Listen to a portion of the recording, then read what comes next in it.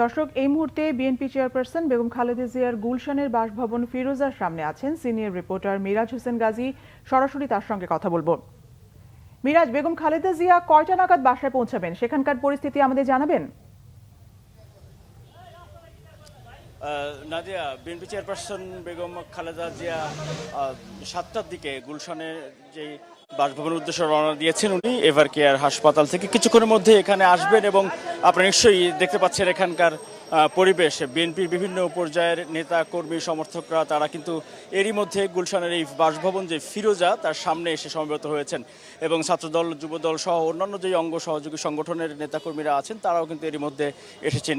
আজকের এই পরিবেশটি একটু ভিন্ন, যে 2018 সালের 8 ফেব্রুয়ারি বেগম খালেদা জিয়া এই বাসা থেকে মুক্ত মানুষ হিসেবে তিনি বের হয়েছিলেন। এরপরে কিন্তু তাকে সাজা দিয়ে কারাগারে আটক করা হয়। এরপরে নানা রকম ঘটনা এবং শেষ পর্যন্ত তিনি অসুস্থ হয়ে পড়েন। গুরুতর অসুস্থ হয়ে রাজধানীর এভার কেয়ার হাসপাতালে তিনি চিকিৎসা নেন এবং বেশ কয়েক দফা তিনি এভার কেয়ার হাসপাতালে তাকে চিকিৎসা নিতে হয় এবং আজকে কিন্তু তিনি একেবারে মুক্ত মানুষ হিসেবে তার সেই ফিরোজা সেই বাসভবনে আসছেন। একেবারে মুক্ত মানুষ হিসেবে সাবেক প্রধানমন্ত্রী বিএনপি চেয়ারপারসন বেগম খালেদা জিয়া এবং নেতাকর্মীদের মাঝে কিন্তু এজন্য বাড়তি উৎসাহ এবং উদ্দীপনা দেখা যাচ্ছে।